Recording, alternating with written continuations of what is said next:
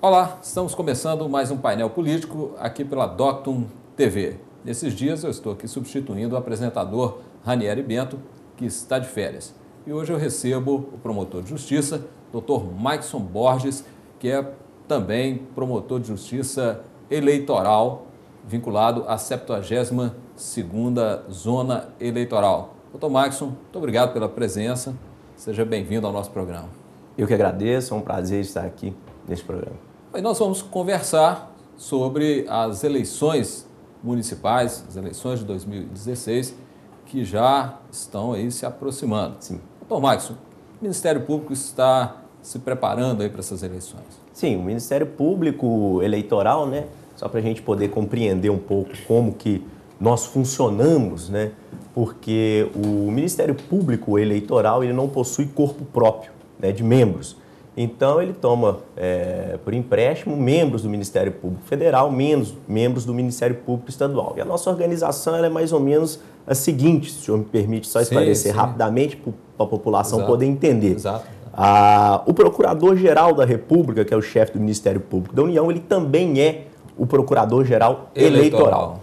Cada estado tem o seu procurador regional eleitoral, que é designado pelo Procurador-Geral da República. Não necessariamente eleitoral. Vai ser o mesmo Procurador-Geral de Justiça que comanda o Ministério Público Estadual. A diferença é o seguinte, que o Procurador Regional Eleitoral, ele na verdade ele é um membro do Ministério Público Federal. Então, na verdade, ele é um Procurador da República. Designado para exercer a função de Procurador Regional Eleitoral. Isso é interessante, a gente saber. Exatamente, é curioso. E como o Ministério Público Federal ele não possui a capilaridade suficiente para estar presente em cada comarca, o membro do Ministério Público Estadual, promotores de justiça vinculados ao MPR, é que são designados a partir do encaminhamento do Procurador-Geral de Justiça ao Procurador Regional Eleitoral. Ou seja, o Procurador-Geral de Justiça, que é o chefe do Ministério Público Estadual, encaminha lá para o Procurador indica Regional Eleitoral, diz, lá em Caratinga nós temos 5 promotores, indico esse e esse para ser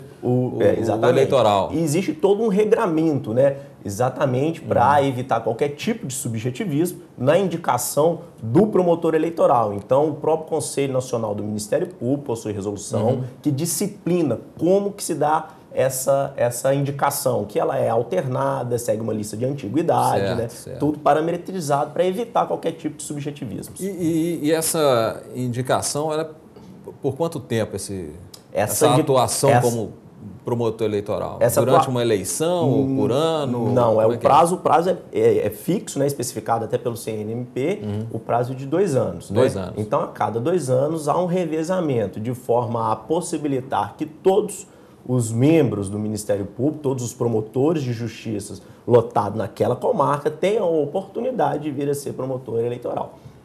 Isso é recente até essa mudança, né? Recente assim, né? Na década de 90 que houve essa modificação. E o Conselho do Ministério Público, que administra várias questões, né, relativas ao Ministério Público como um todo, tanto o Ministério Público Federal, Ministério Público de Contas e os Ministérios Públicos Estaduais, é uma instituição que foi criada recentemente, tem o quê? Uns 12 anos, né? Ela foi criada recentemente, na reforma de 45, né, que a gente teve a ideia de, junto com o CNJ, né? Isso.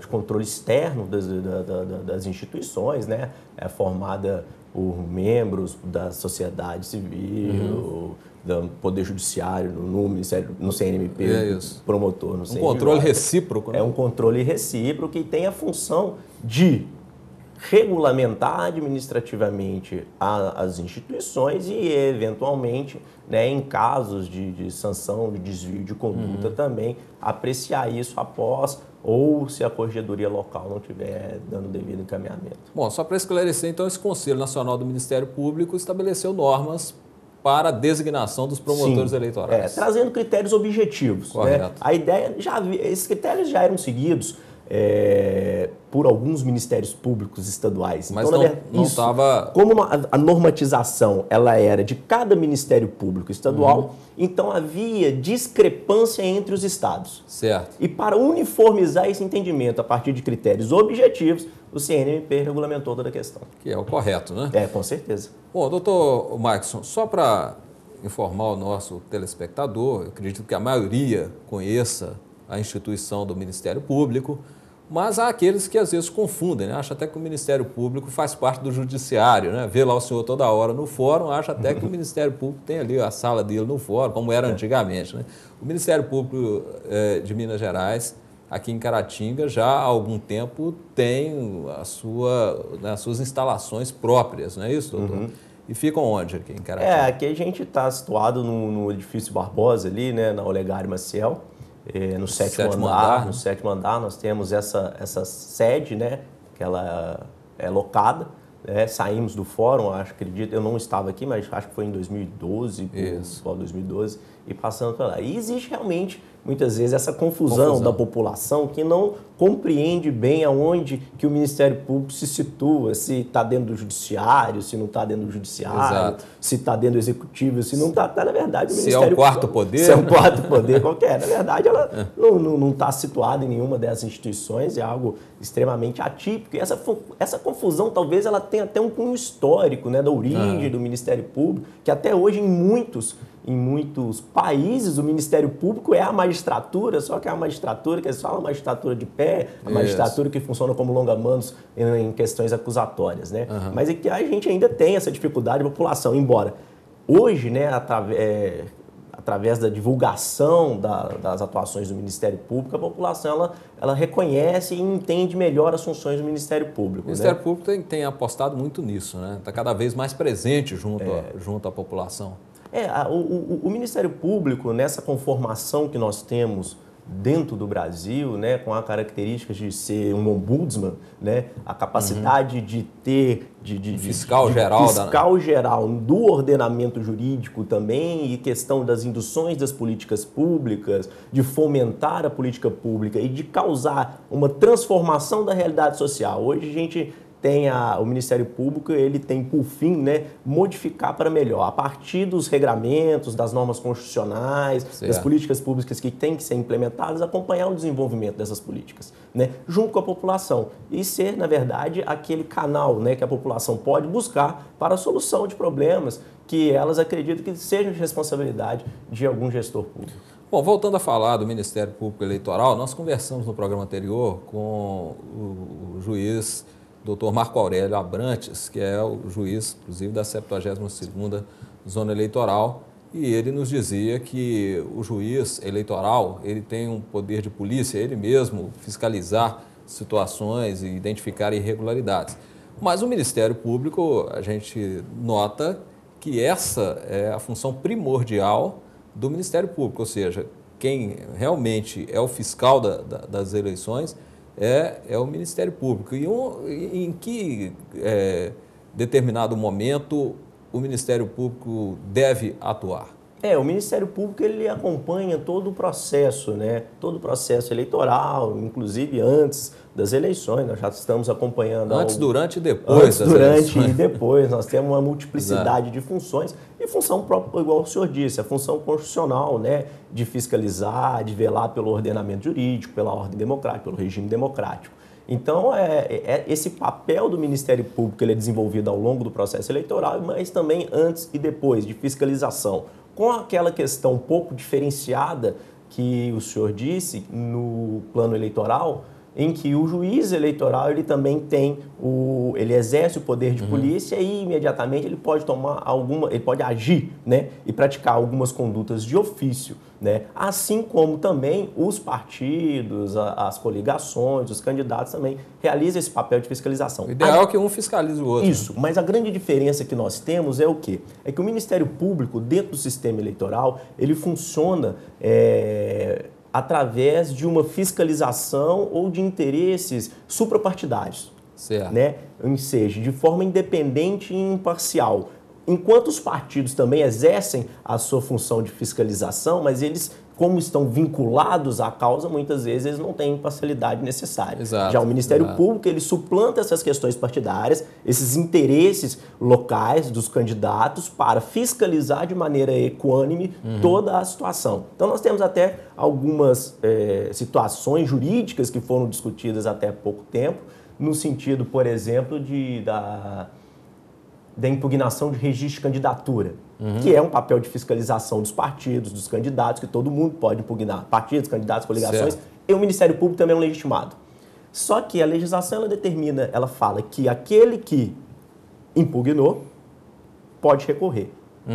E aquele que não impugnou não teria legitimidade recursal. Então, se discutiu há algum tempo se o Ministério Público, não sendo autor da impugnação, poderia recorrer da decisão. Em caso do autor da ação não ter ele próprio recorrido.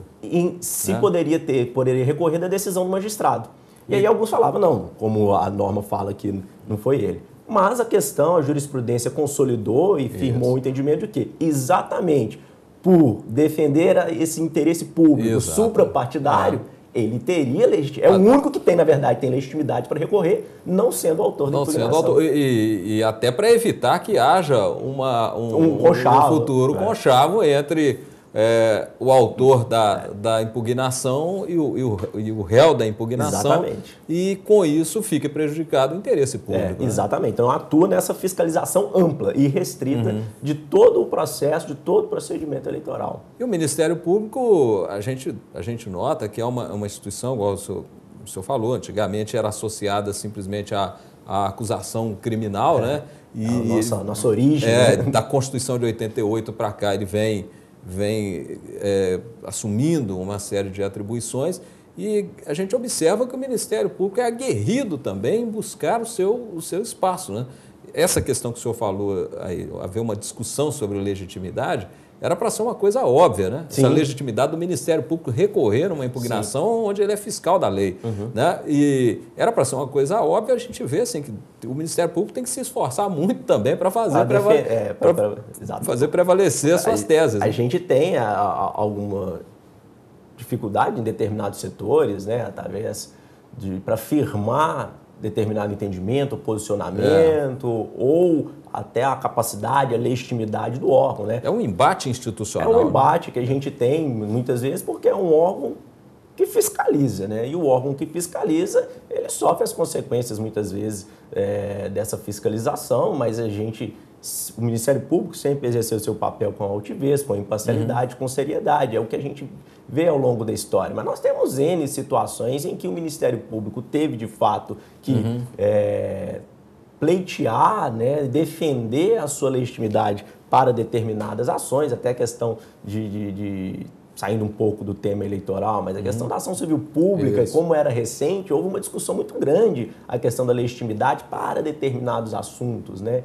E depois sedimentou-se que teriam a legitimidade, porque dentre as atribuições do Ministério Público também está a tutela e a defesa dos interesses individuais indisponíveis. Então a gente sempre tende a pleitear aquilo que de melhor é para a instituição, não no sentido, vamos dizer, subjetivo, mas sim para defender e tutelar a sociedade. Exato. A gente observa muito isso e o crescimento do Ministério Público como instituição. Aqui em Caratinga, quando eu comecei a advogar, já se vão aí uns 18 anos, né? O Ministério Público tinha 2 promotores vinculados, uma vara criminal e outra às varas cíveis, né? E funcionando numa estrutura extremamente precária. E a gente sabe que para fazer justiça é tudo muito caro, é tudo muito difícil. Você precisa ter uma estrutura, você precisa ter um corpo técnico, né, o promotor, o magistrado, ele precisa estar bem assessorado, ele precisa ter um suporte. Como é que está o investimento do Ministério Público nessa infraestrutura e também esse investimento no corpo auxiliar do promotor, nos funcionários ali da área técnica? Hoje, recentemente, né, em torno de 15 anos, 10 anos para cá mais ou menos, a gente tem melhorado, né? O Ministério Público tem buscado implementar melhorias, tanto estruturais como também melhorias em recursos humanos. Mas ainda temos um déficit muito grande de membros do Ministério Público, né? Nós temos um déficit de promotores, ou seja, tem vaga, mas não tem gente qualificada para... A questão muitas vezes é até orçamentária. Nós estamos, em razão da própria queda da crise econômica que nós vivenciamos nesses anos de 2000, que começou em 13, 14, 15, foi feito contingenciamento, nós temos ainda colegas que prestaram concursos foram que ainda aprovados, mas ainda não tomaram posse por questões orçamentárias, impostas pela Lei de Responsabilidade Fiscal, de maneira bastante cautelosa. O Procurador-Geral de Justiça, para não infringir a legislação, claro, ele não pode nomeá-los sob pena de atingir o limite prudencial da Lei de Responsabilidade Fiscal com gasto pessoal. Mas a gente tem implementado alguns projetos, por exemplo, nós temos projetos sedes próprias, que é exatamente a ideia de retirar o Ministério Público de dentro dos fóruns para dar instalações adequadas ao desempenho da sua missão constitucional. E reforçar essa independência, né? Reforçar essa independência. Passar a ser um órgão conhecido da população, né? Aqui em Caratinga nós teremos uma sede própria do Ministério Público, né? Hoje, como o senhor disse, as instalações são alugadas num prédio comercial, mas parece que vai ser construída uma sede própria. Nós estamos pleiteando essa demanda junto ao Procurador-Geral e tentando viabilizar a construção dessa sede, terreno. Mas ainda não tem. Não tem. O terreno. A Caratinga já está contemplada dentro desse projeto. Certo. A gente está precisando de definição de espaço, terreno. Já estamos em algumas tratativas para dar esse andamento. Porque alguém me disse, né, assim, de modo extraoficial, que já havia um terreno aqui próximo ao novo fórum. Sim, mas seria erguida a sede lá. Nós estamos em tratativas para verificar se ali é o local adequado, se não é. Perfeito. Com relação às atribuições do Ministério Público, a gente está até saindo um pouco aqui do tema eleitoral, mas não tem problema. Exatamente para falar de eleições, porque eleição dá muitos serviços, temas são extensos, né? Ou seja, as atribuições são extensas, tem que cuidar de propaganda, de registro, de conflitos, de crimes eleitorais e tal. O senhor é promotor de justiça da vara de execução criminal também, né? Também. Cuida também da área das atribuições civil. Da área civil. Saúde. Outro dia o senhor estava aí à frente de uma passeata né, de combate à dengue, né? Então, conscientização, né? À dengue. E sobra, como é que é isso? Como é que é essa estrutura? Sobra tempo para fazer, para dar conta disso tudo? O senhor tem lá um corpo técnico que lhe dá esse suporte? Tem que sobrar tempo, né? Porque o serviço precisa ser feito. Tem que fazer o tempo.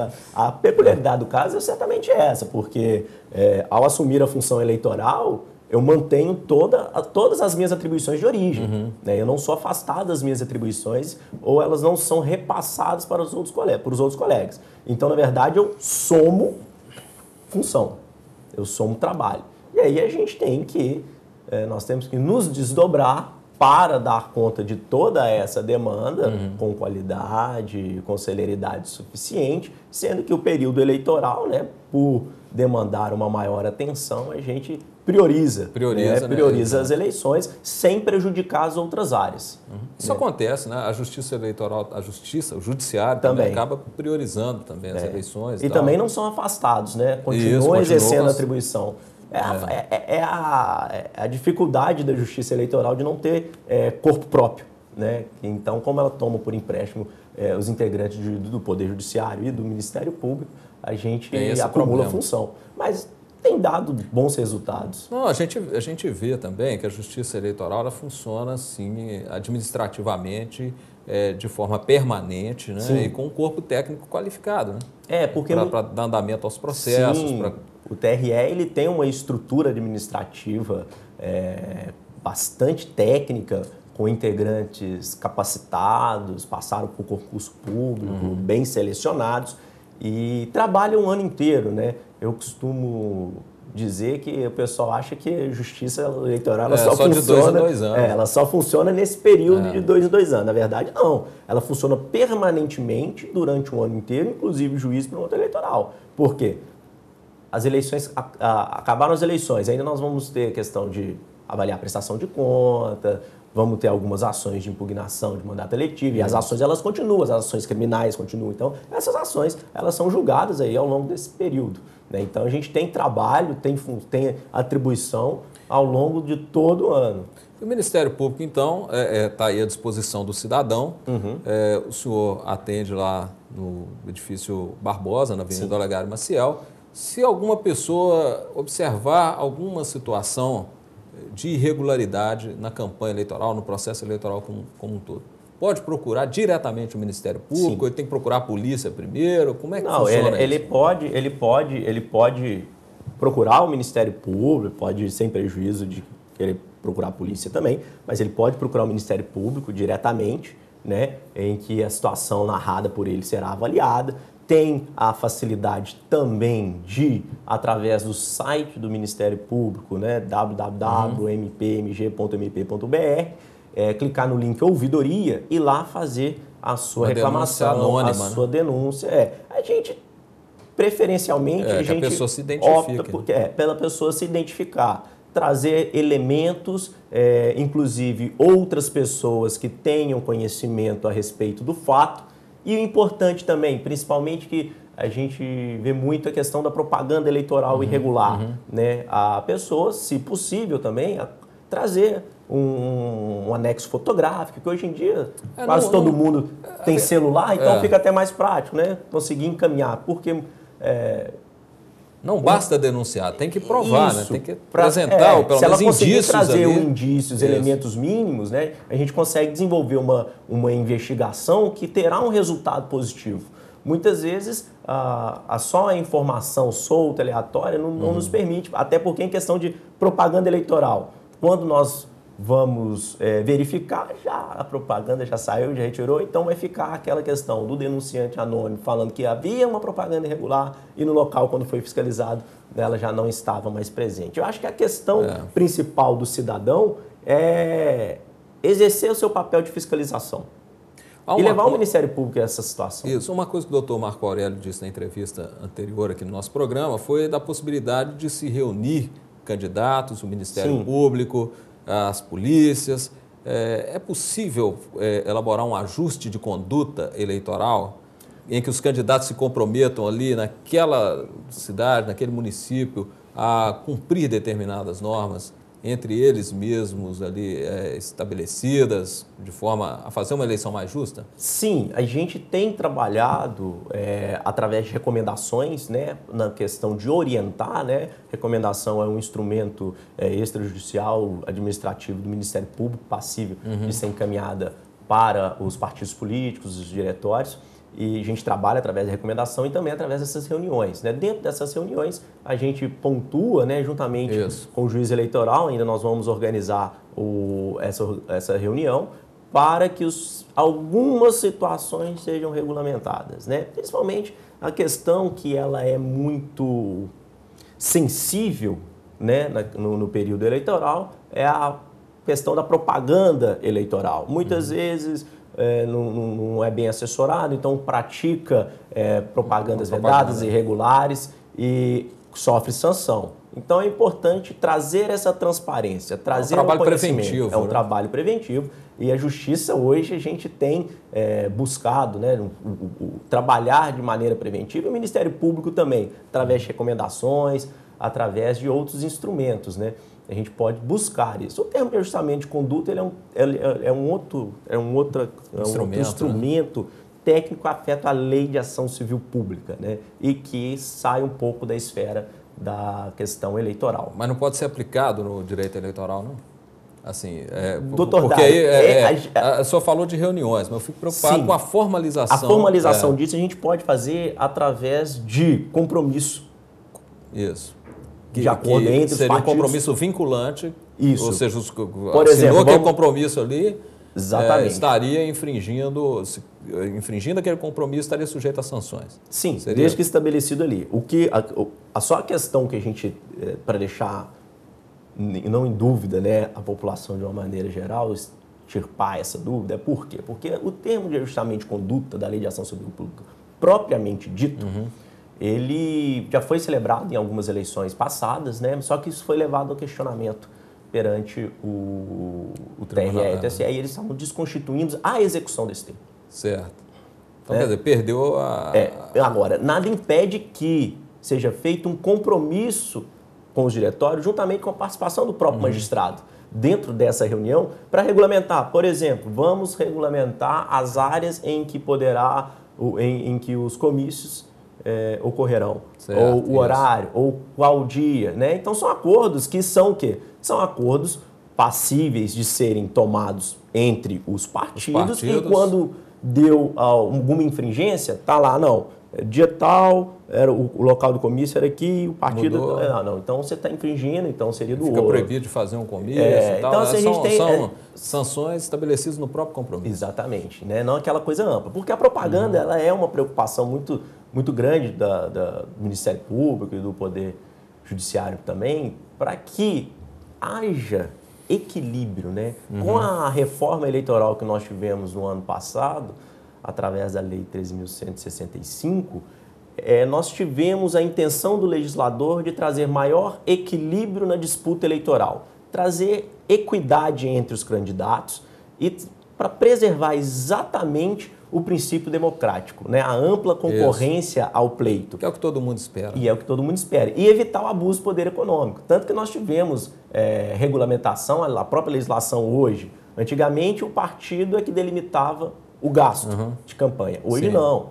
Hoje a própria norma diz, o limite é esse. E um limite no qual, em que se é aplicado um fator redutor. Então, por exemplo, só para a gente ter uma ideia, a exemplo de Caratinga, TSE já publicou a tabela com gastos de campanha.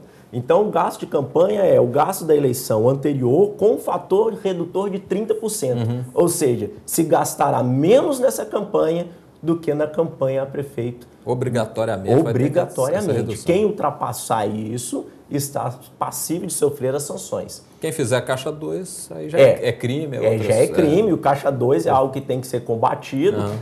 Essa eleição, ela é uma eleição bastante diferente, porque nós temos a questão até do financiamento de campanha, que as pessoas jurídicas não podem mais financiar e contribuir. Bom, eu agradeço aqui a presença do Dr. Maikson Borges, foi uma conversa muito esclarecedora para o nosso telespectador. O Dr. Maikson, que é responsável pelo Ministério Público Eleitoral junto à 72ª Zona Eleitoral. Doutor, nesse período eleitoral, o programa Painel Político está à disposição do Ministério Público, sempre que vocês precisarem. A outra promotora, a doutora Flávia Alcântara, né, que também é promotora eleitoral, o programa está à disposição da instituição, à disposição de vocês, sempre que vocês precisarem prestar qualquer esclarecimento durante esse período, em qualquer outra oportunidade. Agradeço. Obrigado. Bom, nós vamos encerrando aqui o programa Painel Político. Nós voltamos numa próxima oportunidade. Obrigado pela sua atenção, pela sua audiência.